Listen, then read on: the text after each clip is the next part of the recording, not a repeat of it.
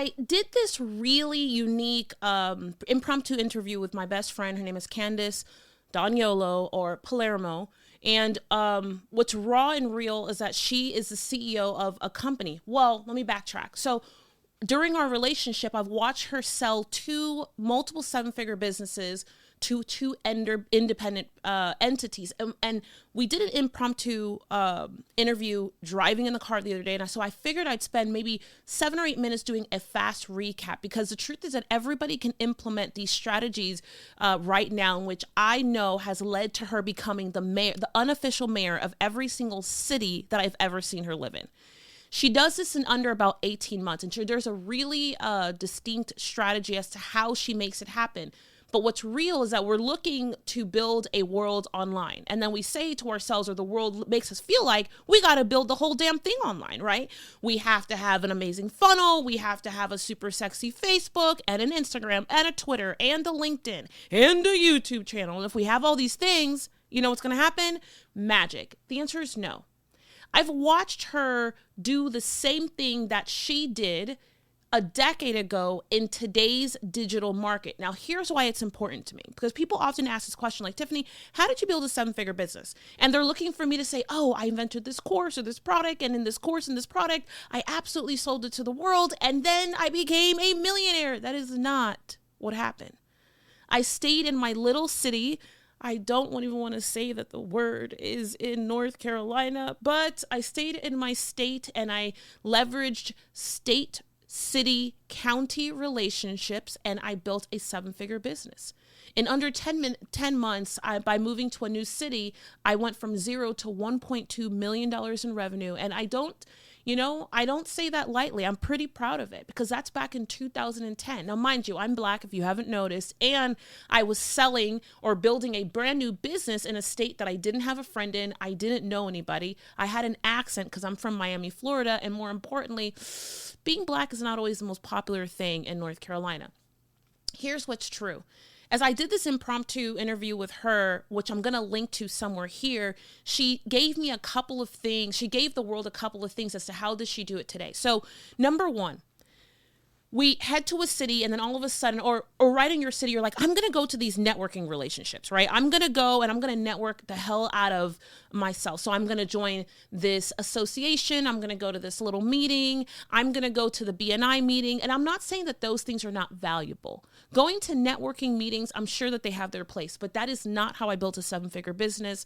That is not how I build businesses today. And that's not what she talked about.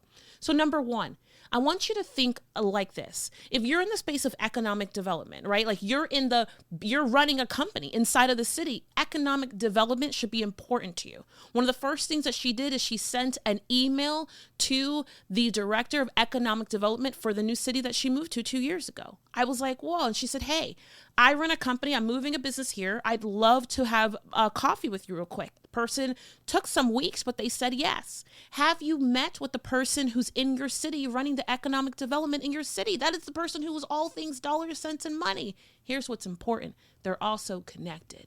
You want to get connected, and you can do this for free, if not maybe $100 for the month, by going to a couple of strategic coffee meetings. Make sense?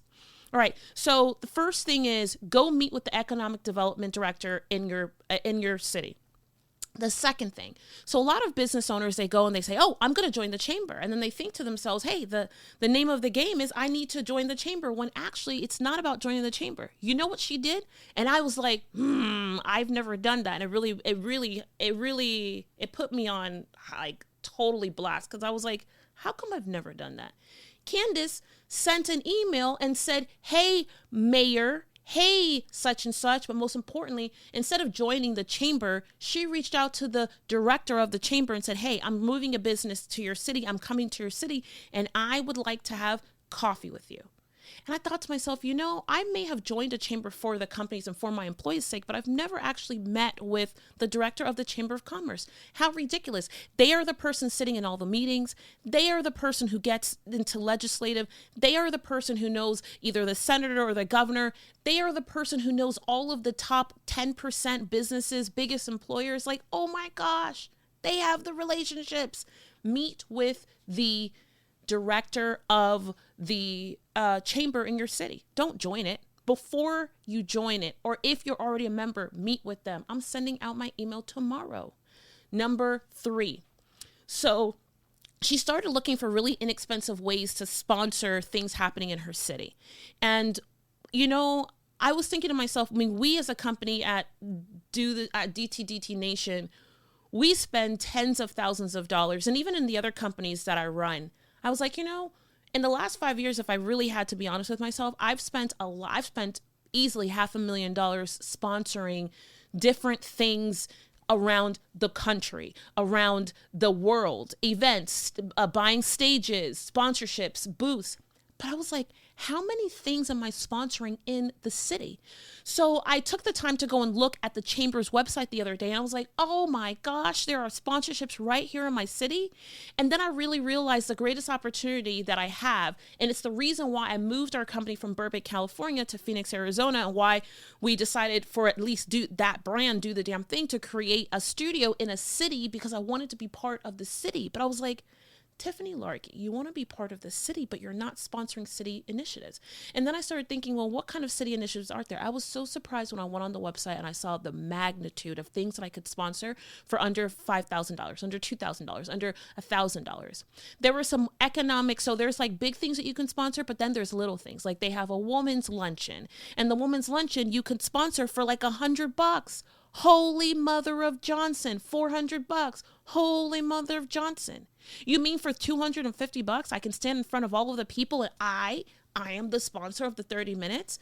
Hell, if 30 women show up and those 30 women are, the vice president of the such and such for the light company, the such and such from the college, what are you talking about? All I need is 2 of those relationships to pan out. All I need is one of those relationships. That's it to have a slam dunk quarter or a slam dunk year. Instead of taking your dollars and cents and focusing on building the strategic path online, I want you to look at the low-hanging fruit right in the city that you're in. Take your plug out, and your plug is your business, your message, what the hell are you doing, who you are, and don't plug it into these macro places like going to networking meetings or going to chamber meetings or going to the legislative dinner of such and such. Don't do that. Go hold a couple of strategic meetings. Last but not least, she talked about meeting with the president of the college, the community college that she has in her city. And I was like, I have never met. I met with one in LA because I was coaching their president, but I didn't approach their president or any other for that matter, so that I could find out what their community objectives were. In less than 18 months, she talks about, in this really great interview, you got to go watch it. She talks about being able to corner these relationships, be very strategic. And in 18 months, she has a July 4th party in her brand new house in a city that she has never been to. That is my indicator to stop. She holds an entire July 4th party and 150 people show up. And I was like, the power of community. So yes, we talk about building online communities, but I really want to start a conversation on you just building offline communities. This has been so good. I'm stupidly thrilled. To find out what you're going to do with this. Let me know. Leave me a comment, ask me a question. I want to know, what in your community are you going to go and touch and feel, and how do you become the unofficial mayor over the next 18 months? Go make some money. Go build something. Build a community.